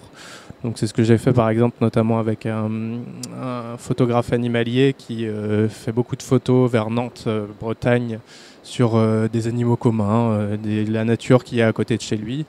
Et moi je pense que contrairement aux journalistes, pour le coup mon travail de réalisateur c'est de prendre le temps et de rester avec les personnes pour vraiment aller un peu au-delà du premier aperçu et de la première impression et d'essayer de donner un message un peu plus profond, entre guillemets. Donc voilà, moi en général, je passe beaucoup de temps avec les personnes avec qui je travaille. Là, avec lui, j'ai passé 1 an à le suivre quotidiennement sur son travail pour voir un peu qu'est-ce qui le passionnait sur les lapins qui est à côté de chez lui. Et je pense qu'il y a une émotion qui passe à travers ça, justement, aux spectateurs, une sensibilisation qui fait que d'un coup, on parle de choses concrètes du quotidien qui sont juste à côté. C'est de la nature qu'il y a juste à côté de chez nous et que de montrer, de mettre en valeur le travail de ces personnes, ça permet aussi de sensibiliser justement le grand public, c'est ce qu'on disait tout à l'heure. Et je pense que là où les réalisateurs, enfin en tout cas de documentaires, on va dire, leur rôle qu'ils ont à jouer, c'est qu'ils peuvent apporter du temps, contrairement au travail de journaliste, et de faire partager des petites histoires. Voilà. Donc après, je pense que chacun a sa façon de voir les choses. Mais s'il y avait quelque chose qui serait important à dire sur ça, c'est enfin moi en tout cas, le travail que j'essaie de faire, c'est plutôt de se concentrer sur des petites histoires, de créer des espèces de petits mythes positifs d'histoires de vie de personnes et qui puissent parler au grand public sans être forcément... Enfin, il y en a un rôle de médiateur en fait entre les grandes questions environnementales et le grand public, et je pense que c'est là où on a un rôle à jouer. Voilà. Merci beaucoup. C'est bien, vous n'avez effectivement pas pris trop de temps, c'est bien. Alors justement, prendre le temps, c'est quelque chose qui m'a frappé dans ce que vous dites. Car s'il y a eu un changement depuis 30 ou 40 ans que nous faisons ce métier d'informer, que nous soyons réalisateurs, journalistes radio ou journalistes par écrit, c'est ça qui a changé. Nous n'avons plus le temps de prendre du temps parce que nos rédacteurs en chef nous fouettent littéralement pour que la réponse vienne immédiatement. Il y a 30 ans, quand je partais à l'étranger sur un conflit, je pense à la Tchétchénie ou à des endroits comme ça, je pouvais disparaître pendant 10 jours. Et mon rédacteur en chef de l'époque, à la Jeune Star, il ne s'angoissait pas. Il disait, bon, ça sera pour la semaine suivante. C'est ça qui a changé. Un rédacteur de l'AFP, pendant la guerre du Pakistan et de l'Inde, avec qui j'étais, aujourd'hui, à l'époque, il avait disparu 3-4 jours. Dans une agence de presse qui donne des dépêches sans arrêt. Eh bien, c'était tout à fait normal. On pensait qu'il allait prendre du temps pour vérifier ces informations. Or, nous n'avons plus le temps. Nous n'avons plus le temps. On ne nous donne plus du temps. Pour des questions d'argent. Et ça aussi, ça a joué sur notre travail. Jusque vers... l'année 2000 à peu près, au journal du dimanche, quand j'avais une idée de voyage à l'étranger, de couverture soit d'une situation politique, soit d'un conflit, j'allais voir Genestar, déjà nommé. Je lui disais, bon, voilà, il faudrait peut-être aller là-bas, est-ce que c'est intéressant et tout. Alors on en discutait ensemble, tranquillement. Non, ça vaut pas le coup, et puis les Français s'en foutent. Mais non, tu te trompes. Discussion journalistique et de la cible de nos lecteurs au Journal du Dimanche. À partir de 2001 et 2002, qu'est-ce qu'il me demandait Alain Genestar quand j'allais le voir? Tu me fais un devis. Combien ça va coûter? Question qu'il ne se posait pas auparavant et qui est une illustration de la crise de la presse et aussi une illustration du manque de moyens que nous avons. C'est-à-dire que quand un communicant vient nous proposer un dossier, on est tout content finalement. On va faire 2-3 vérifications au téléphone et on s'épargnera les dépenses d'un reportage. Donc c'est tout ça qui a changé. Alors je vais maintenant demander à Cécile Courrèges, qui pratique un autre type de production, plus lié aux nouveaux médias, de nous en parler. Pour elle, il n'y a pas de comparaison avec 1970 possible, bien sûr.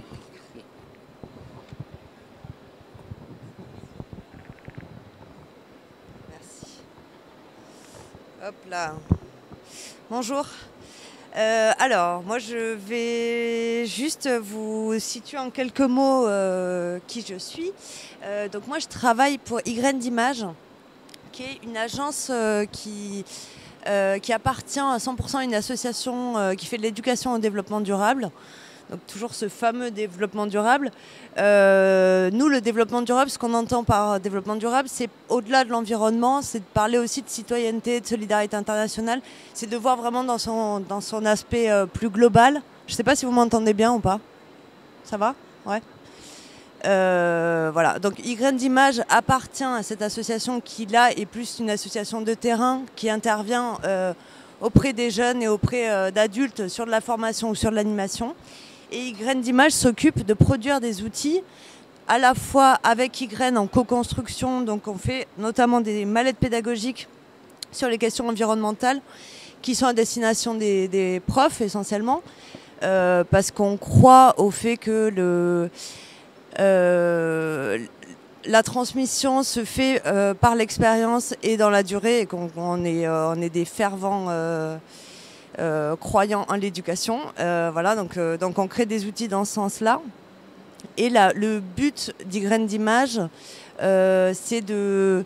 on n'a pas la prétention de dire qu'on change le monde en termes au niveau du climat et tout ça. Moi, j'ai pas l'impression qu'on ait un rôle fort sur ces questions. Par contre, notre rôle, c'est dans le choix de mettre en avant telle ou telle action de personnes qui, elles, changent les choses.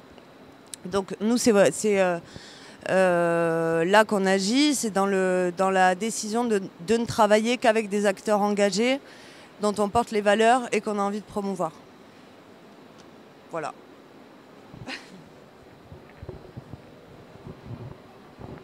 Merci. Je vais demander maintenant, là, je n'ai pas de commentaire à faire, c'est vous le suivant, Alexandre Lombroso,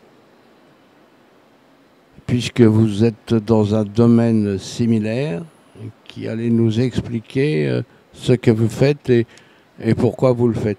Alors j'ai vu que vous avez fait une série qui me passionne a priori, c'est Jardinier, levez-vous. Je suis, en plus d'être un journaliste environnemental et un reporter de guerre, je suis un jardinier depuis une 40aine d'années et tout ça me passionne.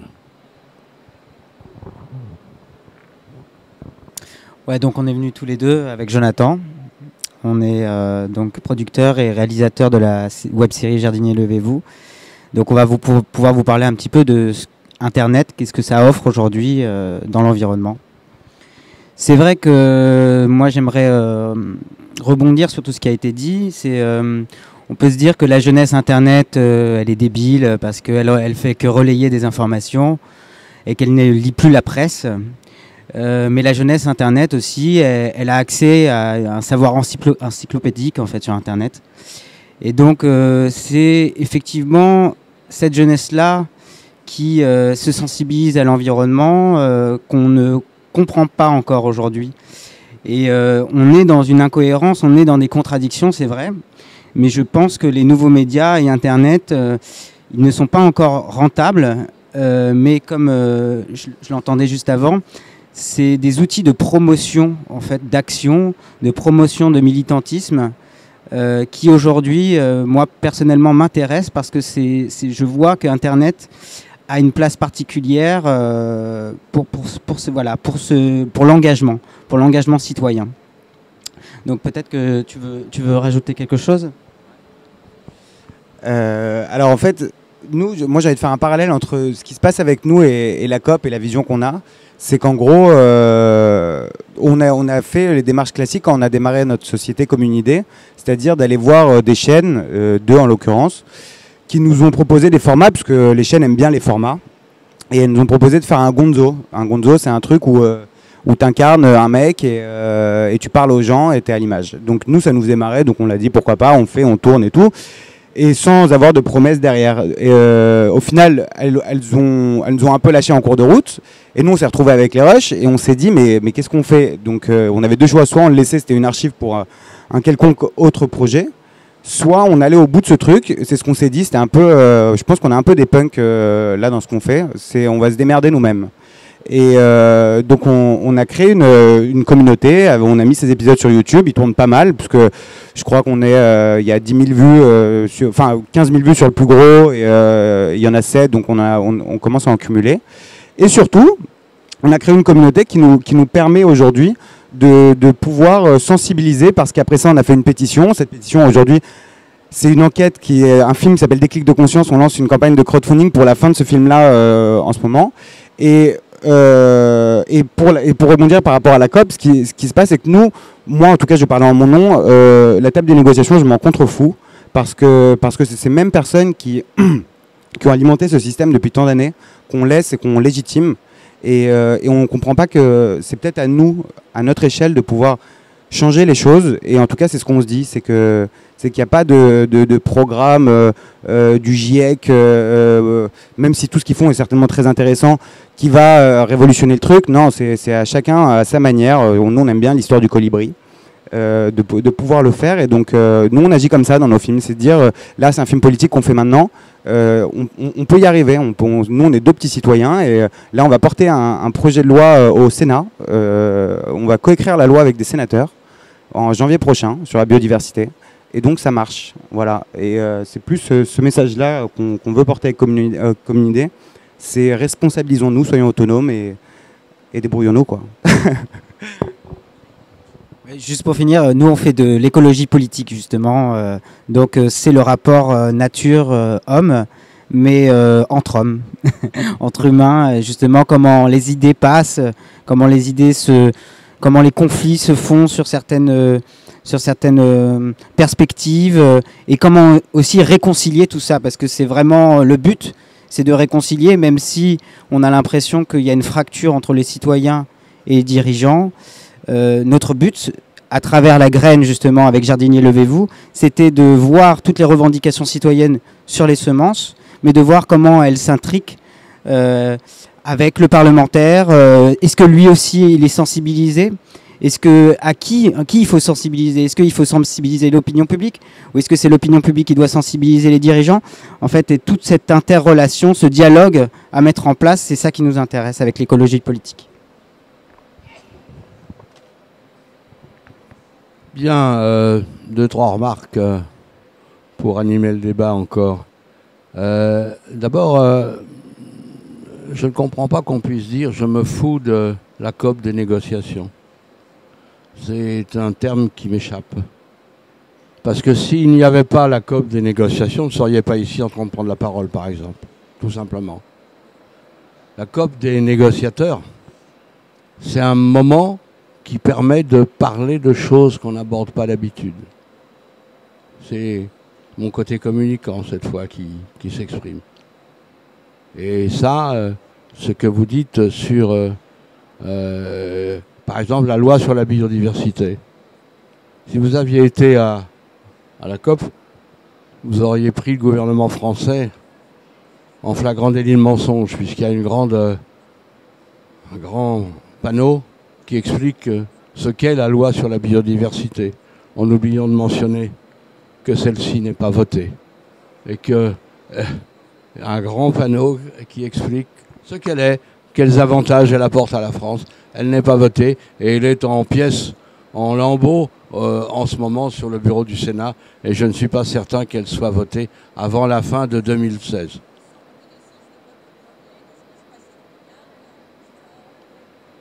On t'entend pas. Hein. Alors, comment?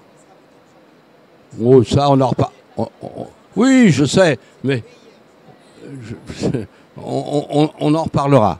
Enfin, bref, je ne comprends pas, moi, que vous méprisiez la COP des négociateurs. J'ai suivi la plupart de ces conférences depuis un certain temps, depuis même longtemps, et j'ai toujours pensé qu'au-delà des hésitations des États, au-delà des hypocrisies nationalistes ou d'intérêt économique, il y avait des conséquences sur les populations. Ça permet aux journalistes de parler du problème du climat pendant 3 semaines. C'est quelque chose d'intéressant. Alors, le savoir encyclopédique sur Internet. Je ne suis pas du tout un ennemi d'Internet, j'utilise Internet tous les jours, et pas seulement pour envoyer des papiers à mon journal. Mais oui, il y a un savoir encyclopédique sur Internet, mais il y a aussi une infinité de conneries. Et pour s'y reconnaître entre ces conneries, il faut avoir lu auparavant pour pouvoir faire le tri. Donc vous ne pouvez pas... vous ne pouvez pas opposer les deux choses. Elles sont complémentaires. Comment?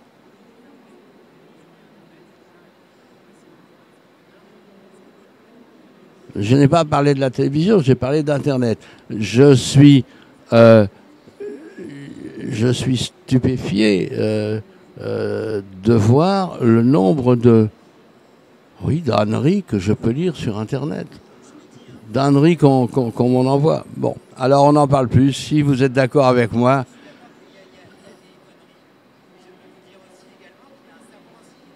Il y a un savoir encyclopédique, mais comment les gens qui ont de moins en moins de culture, comment mes étudiants qui, quand je leur demande de lire un livre, lèvent les bras au ciel en disant « Ah, un livre, monsieur !» Alors quand je disais 2, c'était encore pire. Ils lisent plus. Quand, dans le cadre d'un enseignement universitaire en master sur médias et environnement, justement, je demande à mes étudiants, je l'ai fait cette année, qui lit quoi? Ils sont 17 en master 2, alors ils ne sont pas très nombreux. Qui lit quoi? Alors, il y en avait une qui lisait Direct 8 et une autre, La République du Centre. Les autres, rien. Il y a 10 ans, on me répondait en général Libération, quelques-uns Le Monde, quelques-uns aussi Le Parisien, ce que je trouve pas scandaleux de lire Le Parisien.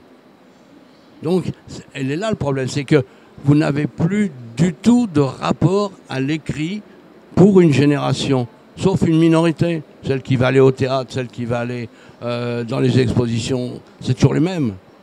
Donc c'est un problème. Et je vais faire la liaison avec Pascal Marcaggi, elle est là. Elle est là. Pascal Marcaggi, elle ne veut pas venir. Elle ne veut pas venir. C'est dommage parce qu'elle travaille à Radio Éthique, elle aurait pu m'expliquer ce qu'est l'éthique. Alors ?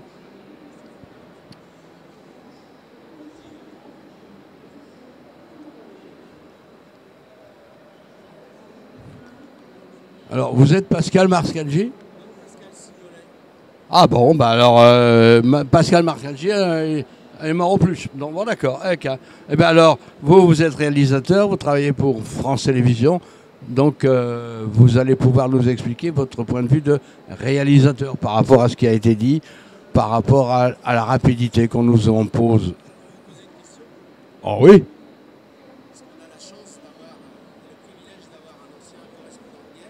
Oui. Alors la question posée pour ceux qui ne l'ont pas compris, puisqu'il paraît que nous avons la chance d'avoir un ancien correspondant de guerre, bon, c'est vrai que je les ai fait à peu près toutes jusqu'en 2009. Est-ce qu'ici on est en guerre? Non. En France, non, on n'est pas en guerre. C'est autre chose la guerre. La guerre, c'est des bombes qui tombent, c'est des canons qui tonnent. C'est pas des gens qui assassinent, c'est tout à fait différent. Nous ne sommes pas en guerre. Pour avoir subi le siège de Bagdad, pour avoir subi le siège de Grozny en Tchétchénie, oui, ça, j'appelle ça une guerre. Mais ici, non. J'ai pas peur. Ça, c'est normal. Et deuxièmement, j'ai beaucoup plus peur du Front National. Merci beaucoup. Donc, je m'appelle Pascal Signolet, je suis réalisateur indépendant, je ne travaille pas pour France Télévisions. Et moi, j'essaye de prendre le temps de faire des films, c'est-à-dire je mets en général 2 à 3 ans avant de faire un film. Et par exemple, je m'apprête à faire un film sur la Marseillaise que j'ai écrit il y a 3 ans, et, dont aucune chaîne ne voulait, et maintenant tout le monde m'appelle. Alors on m'a fait réécrire le 11 janvier, on me fait réécrire encore là. Et je leur dis, vous voulez une 3e guerre mondiale pour qu'on le fasse, quoi. Voilà. Donc ça, c'est pour dire, voilà. Donc je suis totalement indépendant, et puis j'écris, je prends le temps, et j'ai remarqué que sur Internet, évidemment, il y avait beaucoup d'informations. Avant, on passait des heures dans les bibliothèques pour préparer un film. Maintenant, on gagne un peu de temps, mais quand on va sur le terrain, on se rend compte qu'il y a beaucoup d'informations, voilà, qui sont tronquées, qui ne correspondent pas du tout à la réalité. Et en matière d'environnement, il y a beaucoup d'idées reçues. Et effectivement, le fait d'aller sur le terrain, on se rend compte que les solutions ne sont pas si évidentes que ça. Notamment, par exemple, en matière de déchets, j'ai fait un film qui s'appelle Poubelle la vie. Pour essayer de voir quelle est l'étendue du problème et quelles sont les solutions. J'ai vu que c'était pas si simple, quoi. Voilà. Poubelle la vie qui a été rebaptisée par France 3, Ma poubelle est un trésor. Donc si vous le cherchez, voilà. Je suis allé au Laos, par exemple, parce que je trouvais intéressant de savoir comment on vit aujourd'hui sans lumière, sans électricité, dans la jungle. Est-ce qu'on est heureux? Et puis j'ai attendu l'arrivée de l'électricité, et puis je suis resté. Et donc essayer de filmer la transformation. Discuter avec les femmes qui en avaient marre d'aller se laver le linge, se laver à la rivière, aller chercher du bois, qui voulaient l'électricité. Donc je suis revenu plusieurs mois après, et les mêmes femmes étaient crevées, elles avaient vraiment des cernes partout. Je leur ai dit, mais qu'est-ce qui se passe? Je leur ai dit, les jeunes mettent de la musique, c'est la zizanie dans le village, tout le monde veut une parabole, il y en a qui ne peuvent pas se l'acheter. Donc c'était voilà, c'était la frustration. Alors il y avait à la fois le confort, c'était vraiment bien, et puis en même temps, plus aucune, moins d'entraide, moins de... Voilà. Donc moi je fais des films sur voilà, en prenant le temps. Et puis moi j'essaye de, je viens d'une filière classique, hein, stagiaire, second, premier assistant, cinéma, télévision.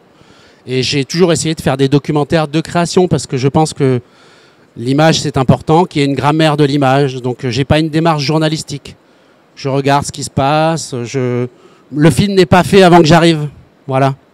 Il se fait après avoir vu ce qui se passe sur le terrain. Et je soigne beaucoup l'image. J'essaye en tout cas. Voilà. Et donc j'ai rencontré des difficultés puisque les films sont de plus en plus formatés. Donc on vous choisit la musique, on vous choisit le titre, on vous réécrit les voix off. Voilà, donc j'ai un peu de mal. C'est pour ça qu'Internet, la diffusion sur Internet, c'est vraiment bien parce que à nouveau on retrouve une certaine liberté. Voilà. Et puis, j'ai eu des prix dans les festivals et à chaque fois, je trouvais ça nul. Et donc, j'ai dit, je vais faire mon propre festival. Donc, j'ai commencé tout seul dans mon petit appartement. J'ai créé le Festival Atmosphère à Courbevoie-la Défense, où il y a à la fois des fictions, du théâtre, de la musique, des conférences, des animations participatives. Et ça marche de mieux en mieux et on est très heureux. Voilà. un festival ouvert, collaboratif, gratuit. On essaye de faire aussi des choses concrètes, de faire par exemple, de travailler avec des jeunes qui vivent sous la dalle de la Défense. Voilà. Et donc ça marche bien et je suis très content. Et les gens sont très contents de se retrouver, de parler dans un festival. On dirait qu'ils en ont vraiment besoin, quoi. Voilà. Voilà tout ce que je pouvais dire. Donc j'espère que je vais faire ce film sur la Marseillaise et que ça va cogner, quoi. Voilà. Merci.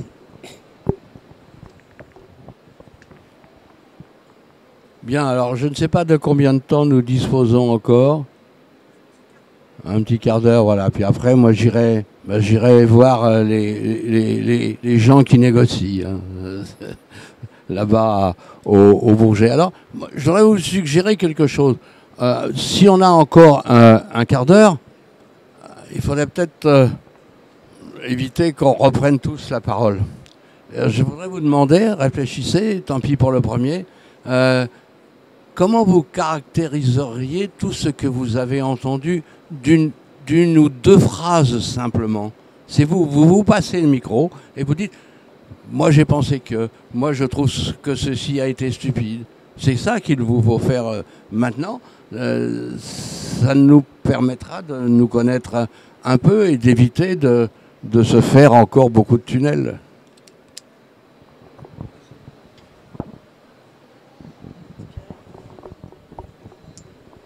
Moi, j'ai l'impression qu'on a parlé de médias et d'environnement. Et moi, quand je pense à ça, je pense à mon environnement d'information, en fait.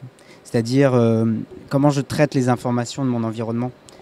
Et c'est ça pour moi le média et l'environnement. C'est-à-dire arriver à la fois, quand on parle d'environnement, on parle effectivement de la nature, mais aussi c'est voir que l'humain, il est dans cette sphère, il est dans cette ambiance, il reçoit des informations, il les traite, et c'est vraiment ça que le média qui traite l'environnement doit arriver à résoudre. C'est-à-dire une capacité à trouver un consensus tous ensemble, collectif, sans méfiance. Et voilà, pour moi, c'est ça tout le travail du média et de l'environnement.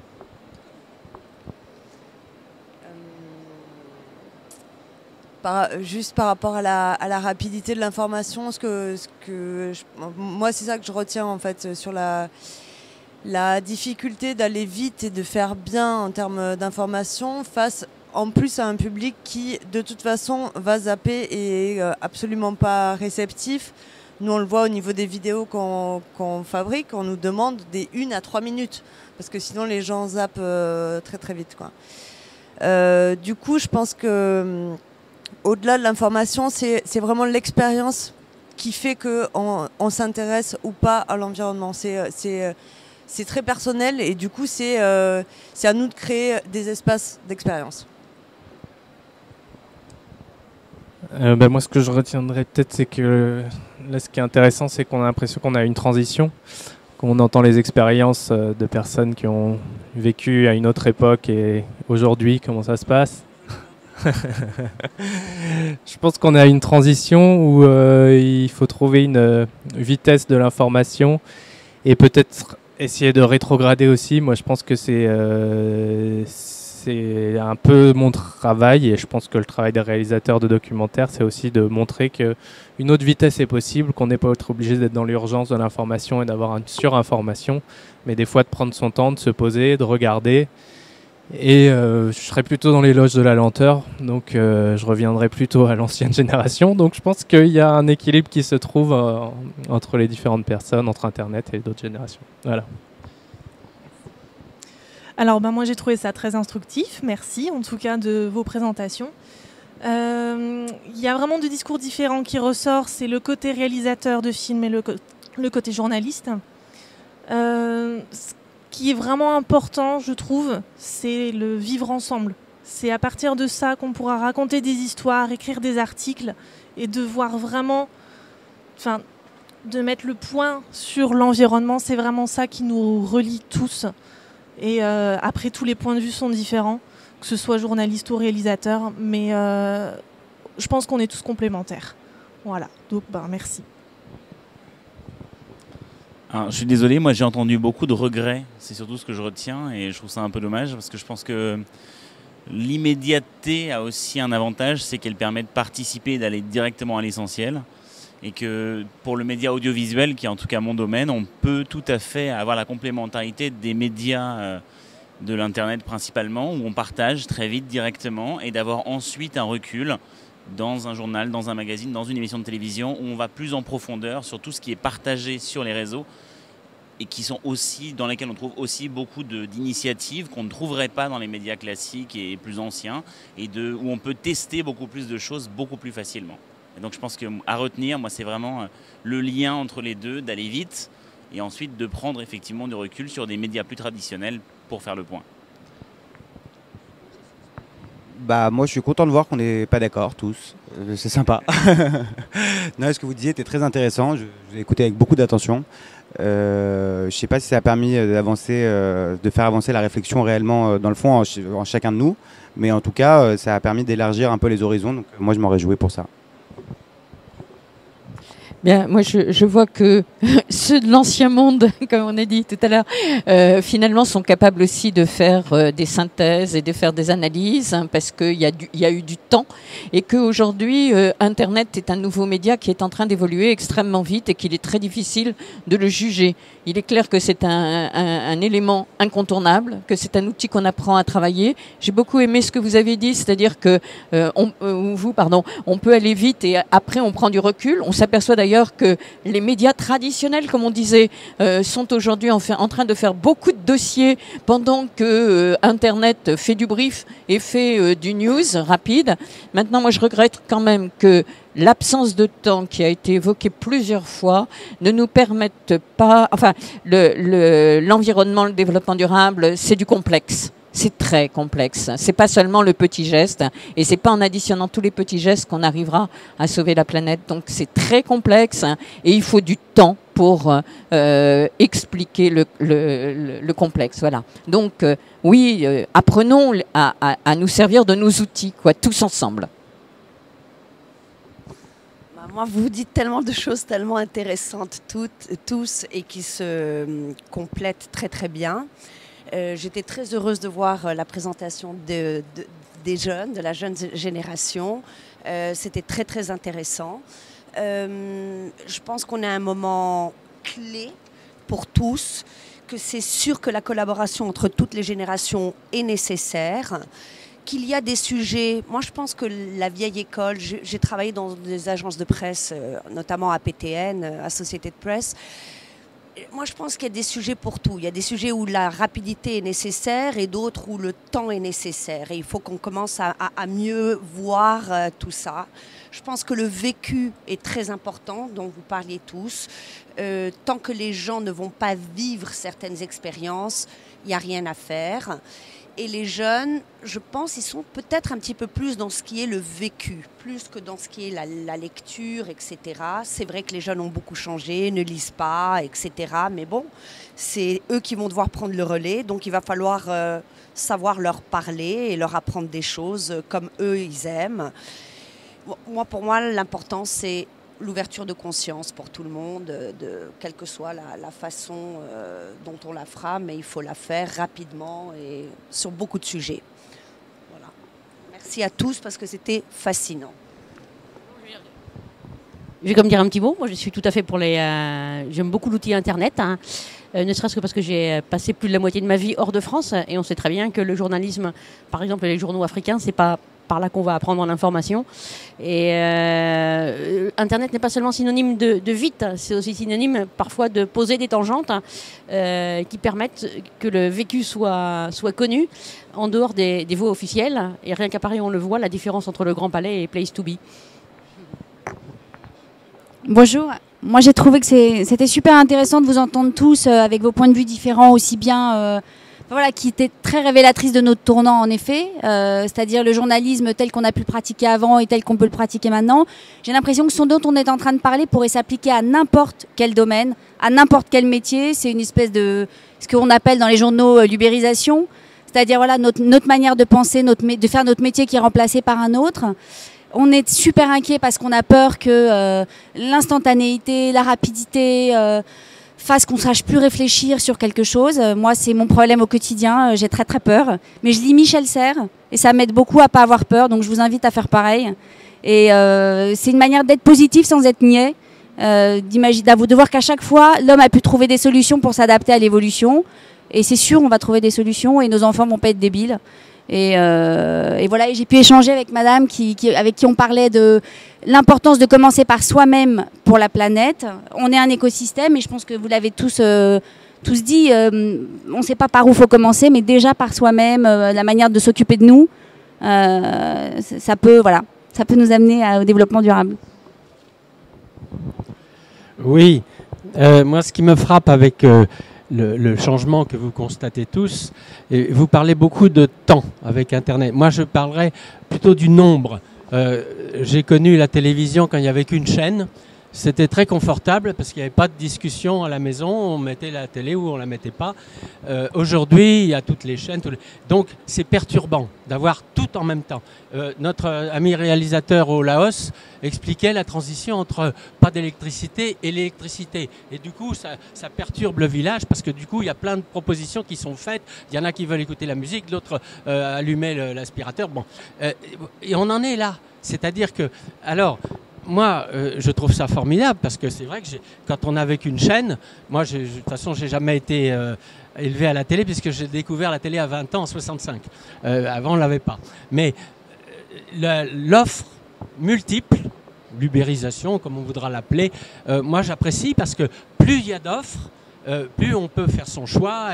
Et pour moi, c'est une espèce de biodiversité. Avant, dans l'information, on avait une information multiple par la presse écrite, mais insignifiante par la télé.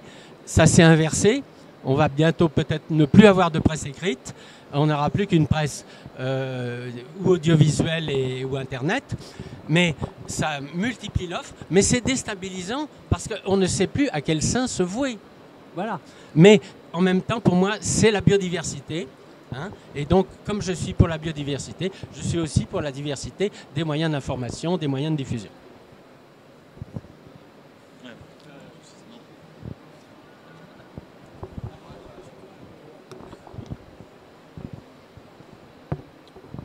Bon, alors, l'animateur y conclut en principe. Hein. Alors,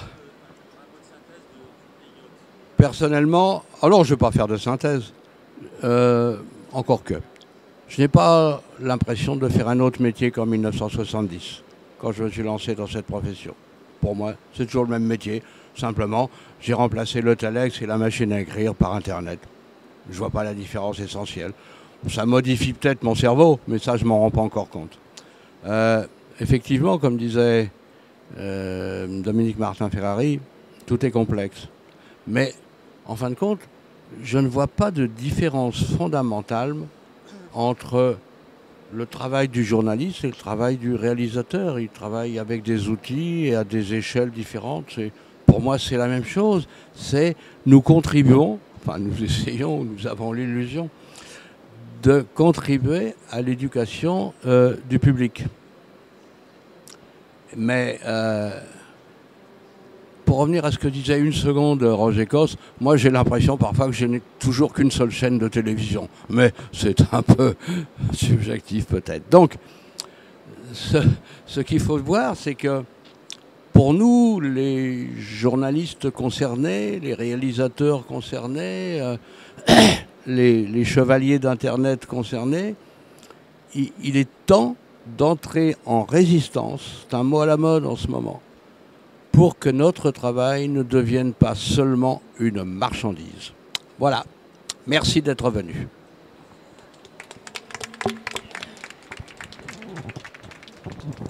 Alors, avant que vous partiez, on va dire un petit mot quand même d'Énergie 1050 parce que c'est nous qui vous avons accueilli gentiment, bon, par élégance à minima, donc, et ma synthèse aussi à minima, mais bon, on est effectivement dans les divergences de vues et de positions très clairement.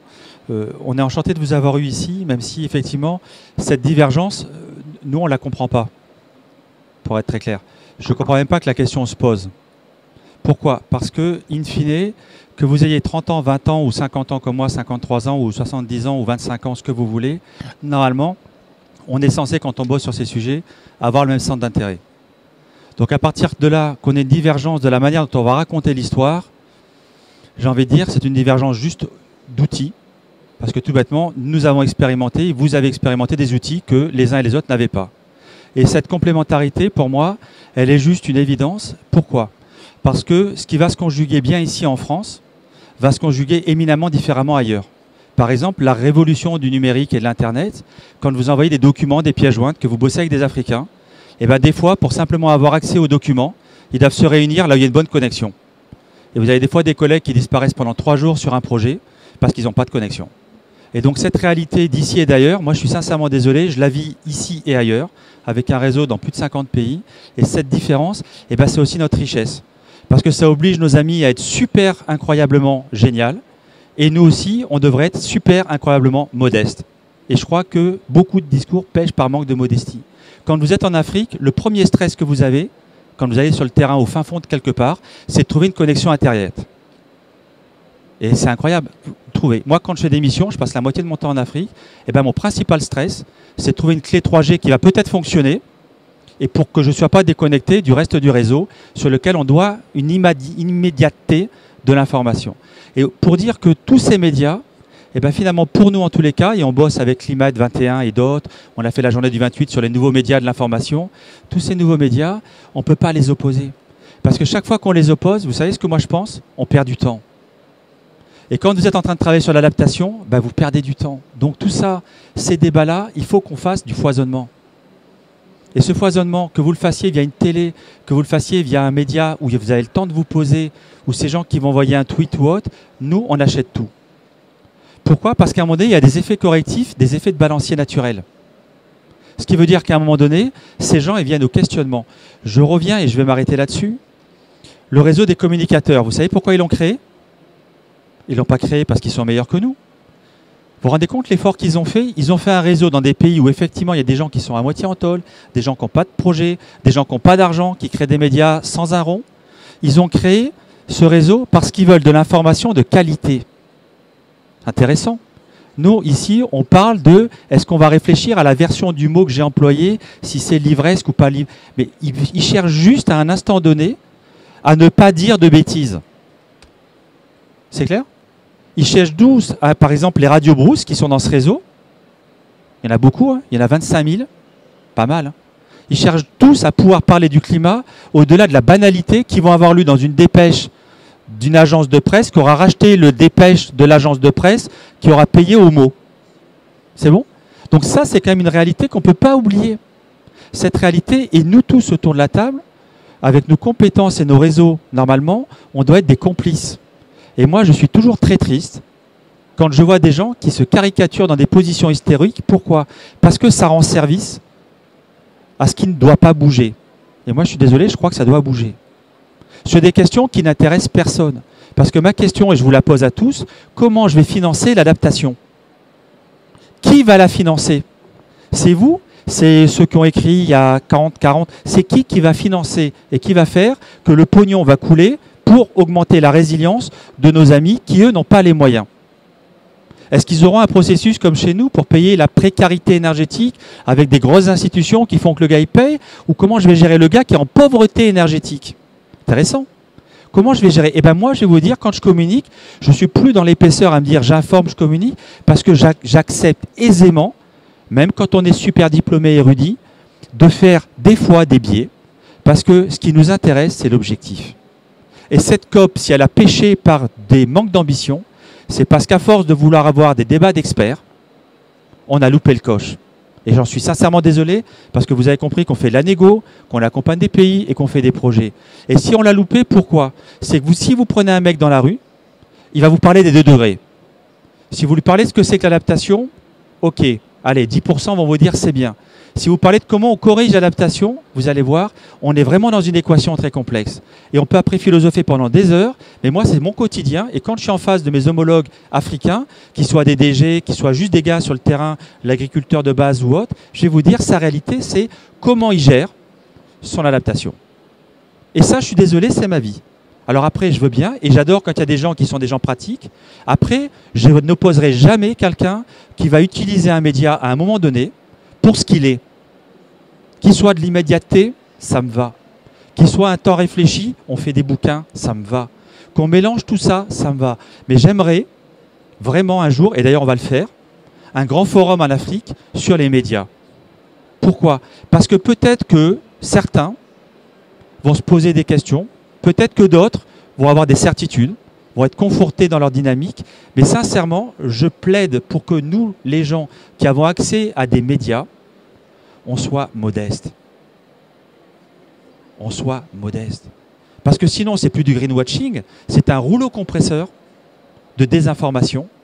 Et les gens qui essayent de faire du MRV, vous savez, on en parle dans la Convention climat, mesurer, reporter, vérifier, la transparence. Et bien ceux qui essayent d'en faire, je vais vous dire, c'est super complexe. Parce qu'on n'est plus dans le storytelling, on n'est plus dans le spin-off, on est dans des choses concrètes qu'on doit mesurer. Et quand on raconte le poids des mots, on doit le conjuguer sur du terrain. Alors je sais que ça hérite plein de gens qui font de l'écrit, et j'en suis super content que ça les hérite. Je vais être clair, parce que quelque part, c'est normal que ça les hérite. Parce que le monde bouge, et ce monde, il doit avoir du concret sur le terrain. Alors, on a pris la parole plus que les autres, parce qu'on a Énergie 1050, on vous accueille. Je vois certains de mes amis qui rigolent, j'en suis très content. Mais très quelque part, on vous dit à très bientôt. Nous, on sera à la COP22, on espère, avec encore plus de projets sur le terrain, encore plus de communication et ou d'information. Vous avez nos coordonnées. Avec certains, on bosse déjà, d'autres, on bossera demain. Vous êtes les bienvenus. Vous avez remarqué qu'on aime bien le partage. Partagez aussi avec nous, ça peut être pas mal. Voilà, c'est une belle invitation. On est à la COP21. Et puis à partir de là, bonne route à tout le monde. Et espérons tous que nos petits pas, aussi modestes et désordonnés soient-ils, aient un sens. Parce que sincèrement, souvent, je pense que beaucoup racontent des histoires qui ne sont pas leurs histoires, qui sont juste une simple mise en scène. Et moi, je crois simplement qu'on doit raconter des histoires qui sont utiles. Et c'est d'ailleurs pour ça que j'ai fondé Énergie 1050, parce que le temps de la plaisanterie, c'est le plaidoyer que font encore beaucoup. Aujourd'hui, on n'est plus dans le temps du plaidoyer, on est dans le temps du témoignage des possibles avec un S. Je vous remercie, je vous dis à très bientôt et bonne continuation à tous.